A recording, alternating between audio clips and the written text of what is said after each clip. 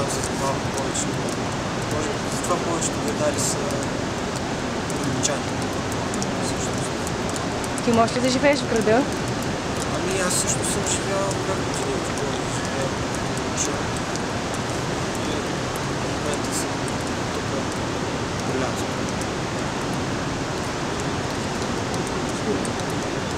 Си е по-добре всъщност. Просто установката е по-спокойна и хората са по-различни. Значи в планината и в селата хората са по-гостоприемни, колкото градовете от хората са отворени.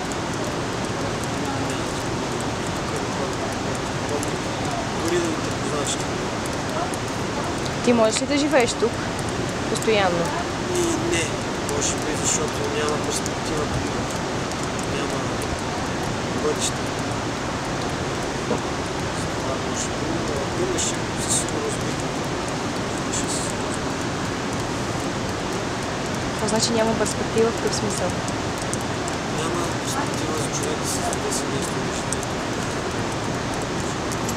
В малките села няма развитие. Тази гледна точка. Просто няма как личността да се развива и да стане професионален.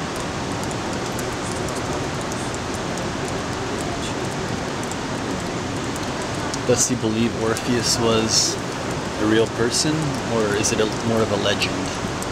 Знаеш ли легендата за Орфей?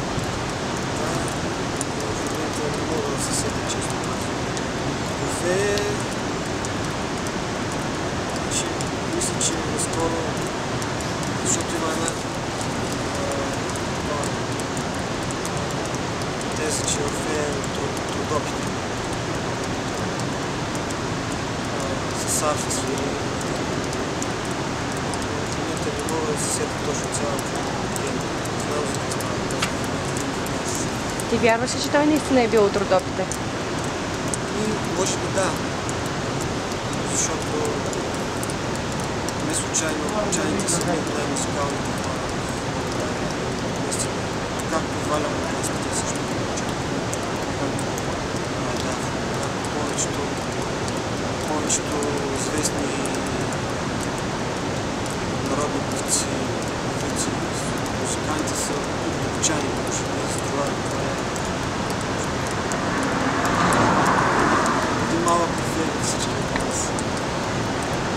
Вярваш ли, че той е бил истински човек и че е живял някога наистина, или е според теб е легендарен измислен Това образ? е само легенда.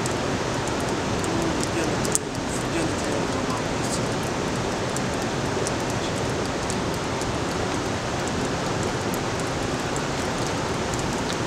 Добре. About the freak about being called freak. Нещо си им разказал вчера, че някакви хора са си мислили, че приемали те странно и че си мислили, че са странни, защото свириш на гайда. Да, значи има хора, които кажат, че свириш на гайда и просто поглеждат странно и си мислят, че нещо ти е наред, понеже свириш на гайда, защото те не са свикнали нещо. Това е нещо, което е изгубено в много хора. Просто народната музика не се цени толкова. Когато един такъв човек кажеш, че свириш определен инструмент на народа, пееш, танцуваш, ще те гледа странно, защото това не е обичайно. Къде са тия хора, които те гледат странно?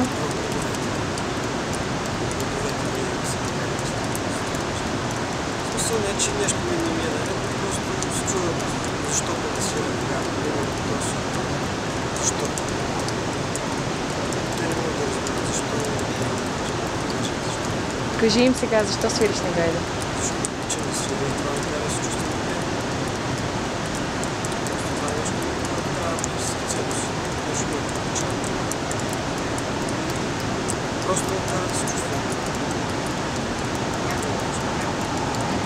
За какво си мечтаеш? За много неща. Значи най-вече си мечтая за семейство, за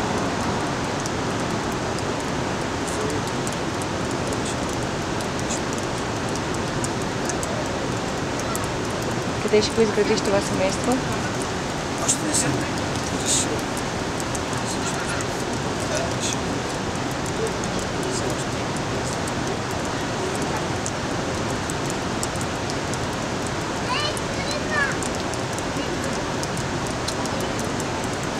Any questions? We're finished.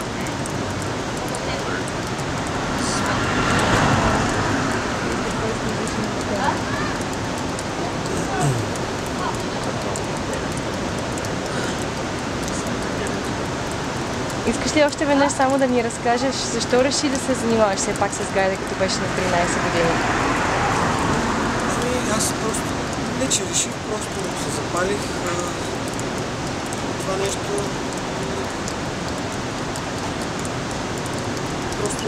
се запали в мен, толкова беше. Просто така се случи. Аз чух един приятел, той ме запозна с учител. Там така се случи, че не може да хареса да остават гости, да слушам, да свирам гайда и това започна.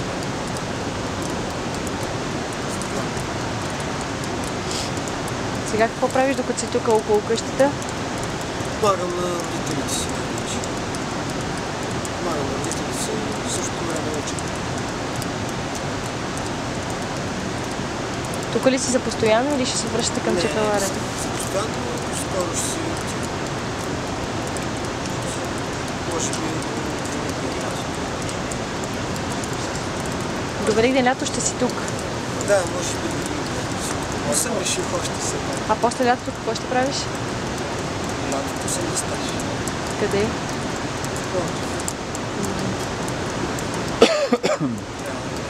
Трябва е стаж към музика.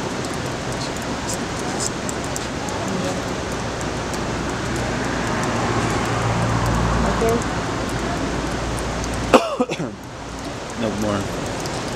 Благодарим.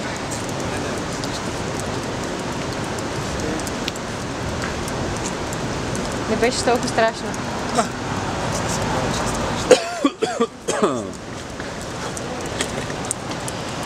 Thank you. I'm Ara, by the way.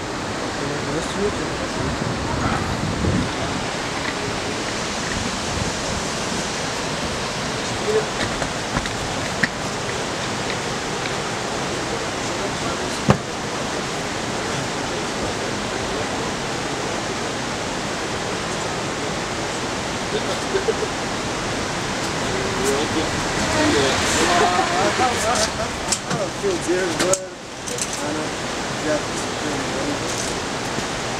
I got tired of situation. And